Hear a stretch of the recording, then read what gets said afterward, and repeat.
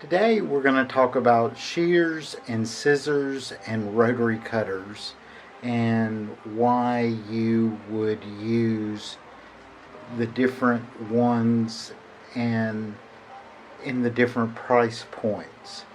And so I have mostly Kai and German Wüsthof scissors, and that is because of my dealer, but there are many excellent brands that I know of. There are Gingers, there are Fiskars, and there are different levels of Fiskars, and there are different levels of Gingers, and there are many scissors out there.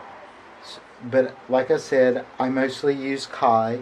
My rotary cutters are from Olaf, Kai, and Martelli, and I'm going to go through and explain each one of these.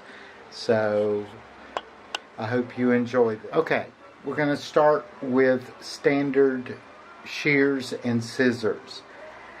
These are a German scissor from a company called Paul, and they're from Germany, but they're kind of like your Walmart Fiskars. They're inexpensive. I think I paid like 10 or 12 euro. I use these only for cutting stabilizer, batting, and sometimes fabric, but they work well. But they're inexpensive, so I don't have to worry about them. These are Wüsthof from Germany, the same Wüsthof as the knife people, and they're very sharp. They're great for cutting cotton. I only cut my fabrics with these, but they're a nice size and you can see them in your hand. I think they're about 6 inches. And these two pair are my everyday scissors. Now we get into, these are the Kai 7000s, and these are all steel. They're between 8 and 9 inches. This is a tailor shear for your better fabrics. They're solid metal, but these are just plain scissors, but you can see in my hand how easy and great they fit, and you can cut. And these are about $100 a pair or more. And these are my Kai 7000s, but this is what I use for my silks. These are the same size as the other, but you notice there's a little more bent in there. And this one has a micro serrated edge, so when you're cutting, it causes the silk not to ravel while you're cutting. But it has the same big, comfortable handle for you to use, and they're excellent. These are quite expensive as well. And then I go into my embroidery scissors. The first two pair are Kai in the 5000 series. These are a little pair of thread snips that I use to just cut whatever, but they're very straight edged, and they're just like a tiny little pair of scissors. But they're great to get in your hoop or on your machine to cut threads, whatever you want to do. These are not expensive. They're in the 5000 line. And then here are my thread snips for my embroidery, and they have a little curve on the end, so when you get down in your embroidery area, that curve can get in there and snip those threads really easily, but very close to your fabric without snipping the fabric. These come from a company called Solange, and they're Dovos, which is a division of the Wüsthof. These are just my everyday little thread snips. You can see how dirty they are. I use these all the time. They're great little sharp scissors. They're made by Wüsthof as well, but they're just a good pair. I think they were about 20 euro for this little pair. And then we have our, some people call these duckbill scissors, but they're embroidery. And they're designed to do in the hoop applique or machine applique, because you can put this big edge up under your seam and cut, so you don't cut your fabric while you're trimming your applique after you put it. These, I think, came from Madeira, and you can also see the curve, so you can get down in the embroidery hoop and snip snip without your hands being tight. Now we have rotary cutters. I'm going to go through the Alphas first. This is a standard Alpha 60 millimeter. I think everybody has one of these. Pizza cutter, rotary cutter. That's 60 millimeter. This is a 45 millimeter, smaller, but standard pizza cutter. And this is for tighter cuts or smaller cuts, however you want to do it. Then this is also a 60 millimeter rotary cutter, but the protection is based on like a little trigger, so you can't cut yourself. But I can't do these. They really hurt my hands. The pizza cutter ones also hurt my hands after making a few cuts. So I have a martelli, which is very unique because you palm it. You palm the handle here like this, and you cut like that. And it is really ergonomic, and it's great. I thought it would be difficult to use, but it's actually easier than I expected. And they make these for left-handed and right-handed people. I'm going next time I order for my person, I'm going to get a 60 millimeter one of these so you can cut faster. Then I have a Kai rotary cutter. I use this for my silks and other fabrics that tend to unravel.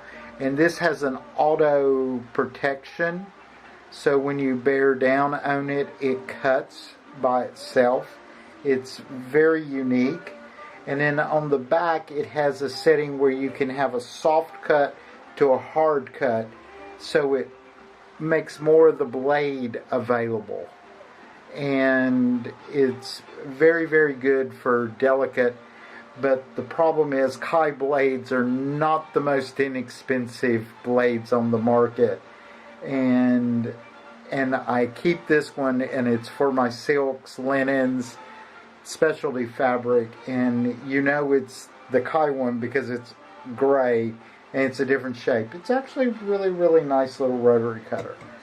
And then you have your specialty tools. You can use a box cutter. They're actually great and very inexpensive. They're very sharp. When they get dull, you break them off, and they're easy to hold. They're great for cut work, bigger cut work in your embroidery, or to cut little notches and things like that out. They're very, very handy. And, you know, they're like €4 or €5. And then I have my X-Acto set with all the different blades. And these are great for doing very intricate cuts.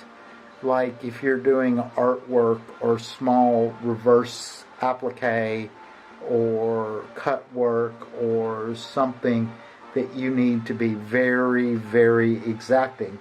And it's just basically the standard hobby X-Acto knife. You get these anywhere. I'm assuming Americans can get them at Walmart. Australians probably Woolworths. Same. They're inexpensive. They're easily to get. And the blades are readily available. This one came in a kit and it has the different blades. But honestly, I only use the standard blade most of the time. So that's a basic overview of scissors. So We have these scissors. They can be very expensive. They can be very affordable. We have to use what we use. Like I said, I have an inexpensive pair for batting and stabilizer, which is basically, I put it in the ballpark of cutting paper. Because once you start cutting paper or fibrous materials, they dull faster for fabric. I also have a pair of pinking shears. I can't find the box that they're in. But I know, and they're from Dovo in Germany as well. They're big metal ones like these. They look like gingers as well. So, but they're the stainless steel. The Kais are a special carbon steel, and these are actually heavy, but they're not too heavy. They're really nice. But these are aluminum. They're very light. They're like Fiskars. Nothing special. But we use the scissors for different things. And any major quilter will have 2 or 3 pair of good scissors, ranging from their really, really, really good scissors, I'm going to kill you if you use them, and to their cheaper scissors that they use for batting and stabilizer and threads and whatever happens. Also, rotary cutters.